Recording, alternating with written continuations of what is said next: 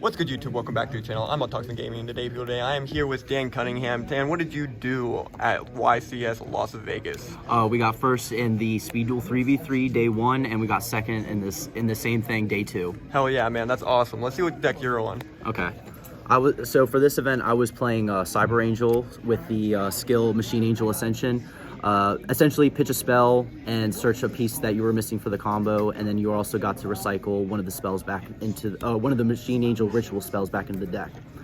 To start off the monster lineup, Collin did most of the testing and the theorying for this, so he and I agreed to opt for a more grind build, so we were maining 3 warrior ladies as our 3 of. This came up several times as my only out or as a normal summonable monster that could get over any problem on the field.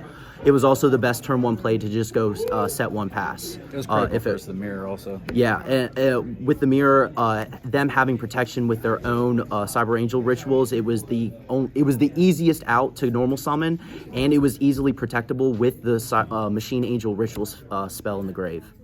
For the other normal summons, we played 2 Senju and 2 Sonic Bird. And then for the one of, we played Jinzo for the back row matchups. That's it for the main monsters. For the rituals, it's very standard lineup. It's the 3 Azana, 3 Ida 10, and the 3 Ben 10. A lot of people opt for only 2 Azana. We're playing 3. You want your combo pieces. If you see them earlier in the game, you get to combo faster. So we're playing 3 of them. For the spells, it's going to be 3 Machine Angel Ritual. It's your best spell in the it's literally the best spell in the deck. It summons your monsters and also protects any light monster on your field. 3 Double Cyclone. It's our back row removal. A lot of people were opting for Cosmic Cyclone. I don't think that's optimal right now with life being only at 4,000. Paying 1,000 is pretty detrimental in the long state of the game.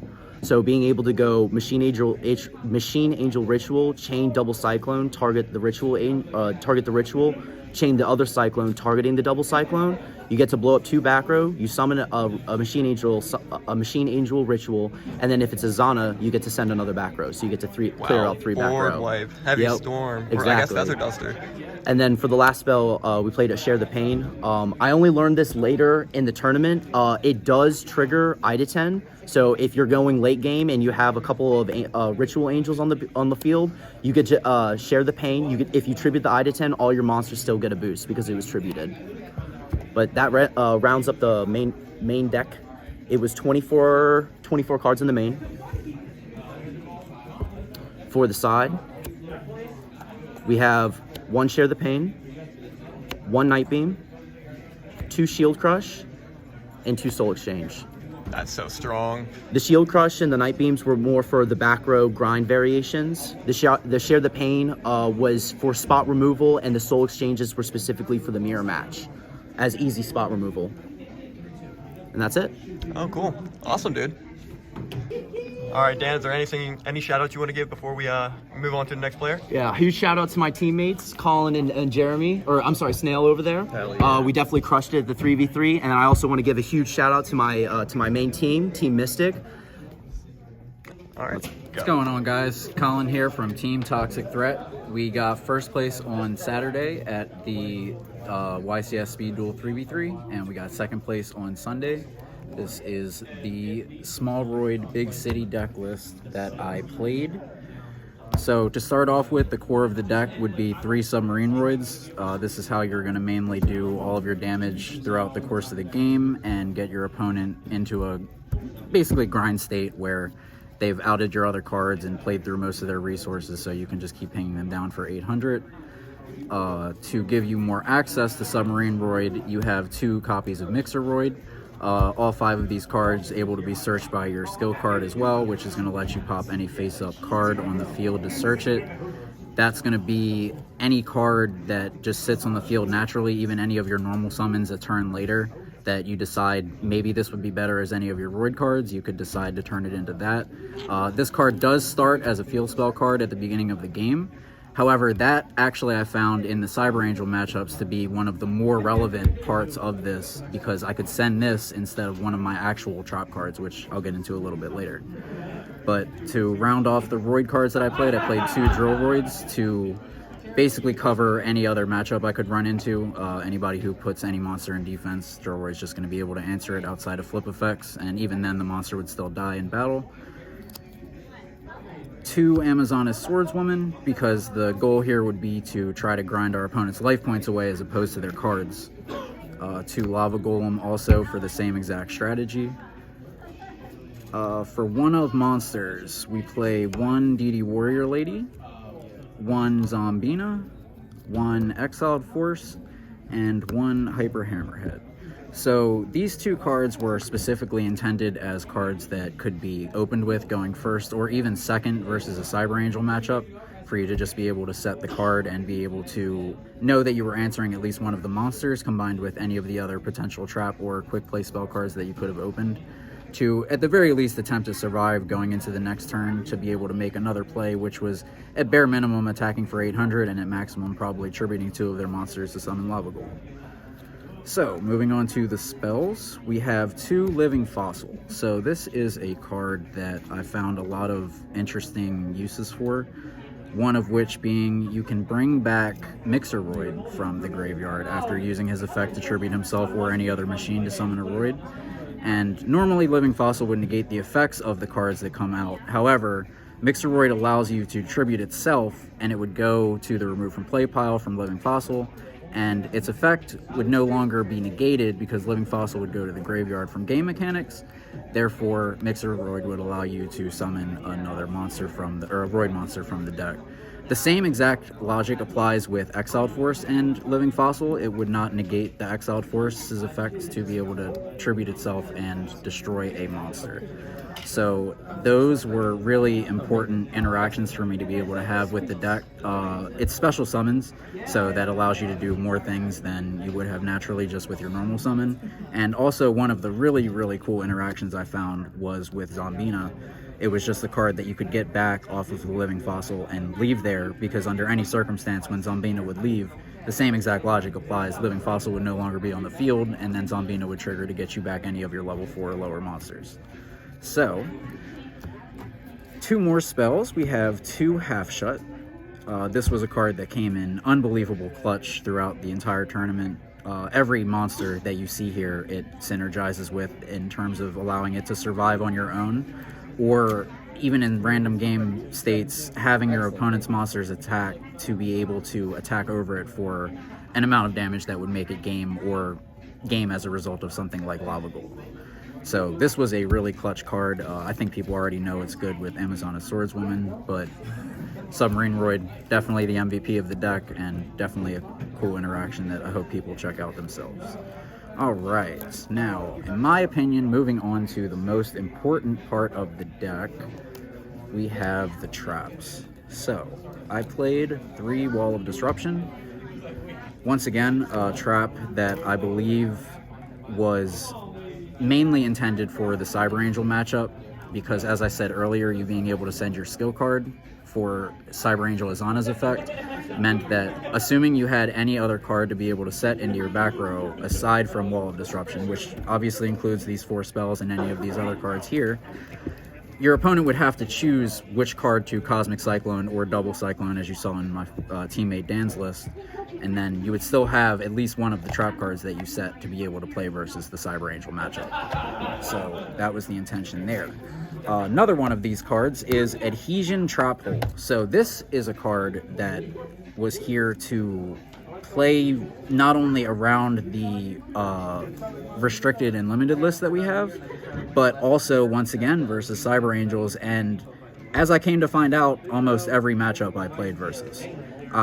There aren't very many decks that don't summon monsters, and any monster that any deck summons is original attack is going to be halved, making everything that you're doing much better, in my opinion. Just simply put, once again, Submarine Roid being the focal point of your deck, there's no summonable monster in the game that has 3700 or higher attack that after being halved would even be able to get over this. So just these 2 cards alone was random game states where I was like, oh, I feel really protected right here. Extra copies of Floodgate Trap. Yeah, exactly. My teammate Jeremy mentioned that it is extra copies of Floodgate Trap Roll, which is a card that I chose to still run 2 copies of because I think it's one of the best things you could have versus Cyber Angels. And on top of that, it was a card that would synergize with the 2 Duel Roids here. And I didn't want to play 3 of it because I felt this was a stable enough card. And DD Warrior Lady would find myself in so many more game states where it would be useful to be able to remove a monster. For the of the deck, it is Zoma the Spirit. This obviously synergizes great with Lava Golem. It could just create game out of nowhere, 4,000 damage by just crashing in, and then they would take the 1,000 on the following standby phase. It also would just work in terms of defending yourself if your opponent had the ability to clear your board with, once again, Cyber Angels being able to attack over all your monsters. If you summon Zoma at the end phase, now they're under a lot of pressure. Even crashing Zoma in and being able to attack with Submarine Roid with your normal summon could be game by itself versus the Cyber Angel matchup. So, once again, that being one of the most important focal points that I built this deck on. Another we have here is Spike Shield with Chain. With all these monsters here, any opponent's monster trying to attack into a face-down set monster, or even a, face-up attack, or sorry, defense position Submarine Roid, they wouldn't be able to get over it with the same exact logic of Adhesion Trap Pull. And the last 2 traps that I played in the deck, which were my absolute favorite cards throughout the entire tournament, were 2 Mirror Walls. So, this was another card that was obviously intended for the Cyber Angel matchup, but after playing enough games with it, I found myself in a lot of game states where it would be set and I wouldn't have had to use it because my opponent didn't have a way through my field anyway. And on my following turn, I could just activate it as a continuous trap card and use my skill card to target a face-up card I control to destroy Mirror Wall and add any Roid monster from my deck to my hand, which would increase the amount of pressure that would be putting on them by, say, another Submarine Roid. If they couldn't deal with the first one, being able to do that and get a second one was just crazy. It was insane. This is my 30-card Small Roid Big City Submarine Roid list. For the side deck, it's pretty simple. 2 Mind Crush, once again, for Cyber Angels. 2 Shield Crush for any defensive matchup. This really never came in, to be completely honest with everybody. And the card that came in the absolute most was Solidarity Sword of Poison. This card maybe should have even been main decked with how many game states I found myself with how useful this was. Just having Submarine Roid by itself on the field makes it 3,600 defense if they were to ever attack it, meaning they're not going to be able to get over it in battle. You can OTK your opponent if you had 1 monster on the field with Submarine Roid and Solidarity Poison Sword. If you were to attack with the Submarine Roid and use the skill card to reverse the attack and defense of Submarine Roid, its attack would now be 18, which would then be doubled by the sword. So this also works with any of your Roid cards, which includes Mixer Roid, which would then go up to 4,400 attack points as a result of that play. So, like I said, maybe a card that should have been main decked. And Mixer's effect can banish machines from the grave to summon a Roid fusion. The only fusion that could have been summoned because of the number of machines in the deck is Steam Gyroid, and everything else here is just for show. All right, sir. Any shout-outs or anything for this? I would like to give a shout-out to my teammates, Dan and Snail here. Shout-out to Team Toxic. Shout-out to Odd Toxin Gaming. Shout-out to Tournament City Games, the wonderful locals where we play Speed Duel every week, and we have been since officially May 18th of last year. We are having a 1-year anniversary Speed Duel tournament. If anyone is interested, we will be posting more about that on the Tournament City Games Facebook page. Thank you so much, guys. Go. Hey everybody, my name is Jeremy. My friends call me Snail, and this is the deck that I ran at YCS Vegas. In fact, this is a deck that I've been on for about the past year, and I've been rotating in between David's skill and Astra's skill, depending on the metagame. So I was lucky enough to win a couple giant cards with Astra's skill combined with one of my favorite combos in the game, And I've had about a year to play around with this, but I'd like to share some of my notes with the community in some way to maybe like turn this over to somebody else. Maybe they can find a way to move this forward, but I've had my fun with it. So I've been having a lot of fun with Astro Phoenix and Archfiend's Oath. So this combo is very control based. I'm a control player at heart, and some of you guys are really gonna like this. You can use the skill here, looking into the future, to look at the top 3 cards. The only restriction here is that you can't activate spell cards, but you can activate the effective spell cards. So typically turn 1, you might use this, look at your top 3, but now that you know the top 3, your next turn, you're free to activate Archfiend's Oath and call one of the cards that you already know are on top of your deck. In other game states, when you get this later on, you can add it to the top of your deck and simply just remember your next 2 cards, and on your next turn make that same play. So this ends up replacing itself the first time you activate it, and it walks. From that turn forward, it is a +1 every single turn, parallel to cards like Shard of Greed, which I was running when I ran David.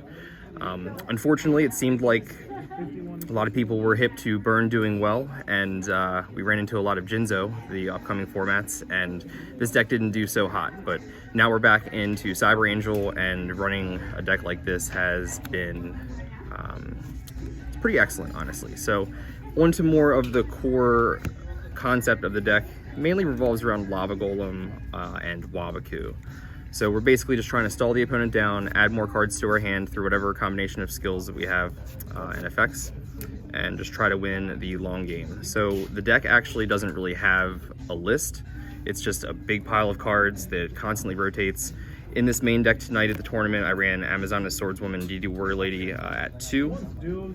These were just good cards. They seem to work, especially when you're just +1ing. You know, you can afford a lot of the -1s that come with these effects when you're just adding extra cards to your hand every turn. So a lot of these cards are going to be reactive to what the opponents are doing. A lot of these cards really don't need any explanation until we get down to the new ad.